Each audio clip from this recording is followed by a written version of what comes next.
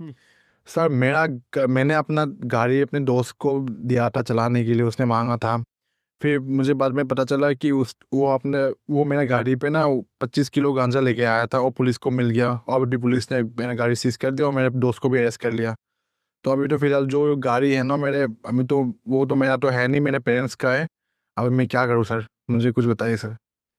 Sir देखिए, इसमें जो है आपका narcotics drug and psychotropic substances act 1985, particularly 25 kg of ganja fall under the commercial quantity and which trigger stringent provision. सो इसमें क्या है, बट इसमें जो आपकी लाइबिलिटी है वो ऑटोमेटिकली अराइज नहीं होती। It's depend upon the knowledge, intention and involvement. अब क्योंकि आपके केस में आप बताने की जो आपके लीगल प्रोविजन होंगे इसमें सेक्शन 20 एनडीपीएस, जिसमें पनिशमेंट है पोजीशन के लिए, ट्रांसपोर्टेशन के लिए, कैनबिस की गांजा के लिए, ठीक है। उसके बाद में सेक्शन 25 आपका NDPS, liability of owner occupy if vehicle is use for commission of the offence. So आप यहाँ पे फॉलो करेंगे, और यहाँ पे जो प्रिजम्पशन है अंडर सेक्शन 35 ऑफ एनडीपीएस, वो है presumption of culpable mental state. So और under section 54 NDPS, presumption from position of the illicit articles. So अब आपके यहाँ पे क्या है, जो अंडर सेक्शन 25 एनडीपीएस है, यहाँ पे knowledge and consent, these two parameters are considered. So the owner knowingly permit to use the vehicle for committing an offense. Merely lending to the vehicle for personal use does not ipso facto make you liable. That mean क्या है यहाँ पे कि अगर आपको knowledge नहीं है, आपकी प्रायर इंटेंशन नहीं है, मेकिंग ऑफ माइंड नहीं है, तो आपकी लाइबिलिटी यहाँ पे नहीं बनती। But because if you know don't know about it, it's not going to save you any मोर।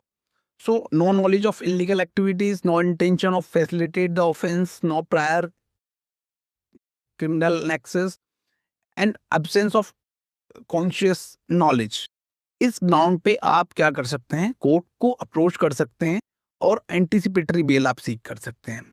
और जो आपकी प्रैक्टिकल रेमेडी है यही है कि आप अंडर सेक्शन 451, लाइक आपका जो अभी भी में नए सेक्शन में, उसके अंडर में एक सुपरदारी की एप्लीकेशन आप लगा सकते हैं, जिसमें आप बोलेंगे कि जी मेरे व्हीकल को जो कि इसमें इन्वॉल्व हुआ है क्रिमिनल एक्टिविटी में, however I am not have any knowledge about it.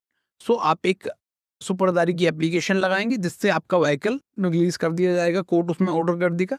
दूसरा, आपको अप्रीहेंशन है अरेस्ट होने का, सो आप मूव करेंगे एक अप्रोप्रिएट एप्लीकेशन आप एंटिसिपेटरी बेल के लिए, एंड हाईलाइट करेंगे absence of knowledge and cooperation, because आपका कोई कॉपरेशन नहीं है, आपको नॉलेज नहीं है।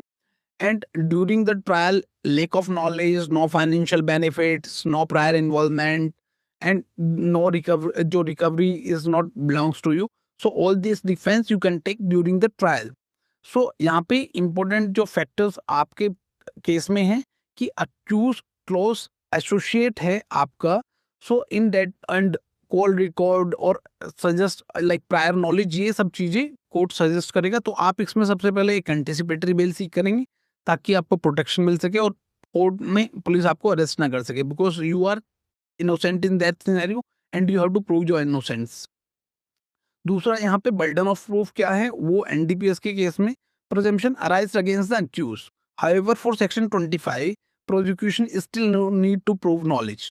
सो प्रोसिक्यूशन को आपकी बस नॉलेज प्रूव करनी है, बर्डन ऑफ प्रूफ की फिर रिबेटल हो जाएगा। तो आप कोर्ट को अप्रोच करेंगे और यहाँ पे अपने बेल सिक्योर करेंगे और फाइल करेंगे आप अपने व्हीकल के रिलीज की एक एप्लीकेशन सुपरदारी की, एंड अपने डिफेंस की पूरी स्ट्रेटेजी बनाएंगे कि आपका कोई मेन सीरिया नहीं था। और ये सब चीजें करने के बाद में आई थिंक आप इस केस से थोड़ा सा बच पाएंगे। हाउएवर एनडीपीएस के केसेस काफी मतलब जो है स्ट्रिंजेंट लॉ है, तो आपको उसके कंसिक्वेंसेस झेलने पड़ सकते हैं। बट अगर आप स्ट्रेटेजी से चलेंगे, ये सब चीजें करेंगे, तो आप एक प्रॉपर डिफेंस ले पाएंगे। अच्छा, ठीक, थैंक यू।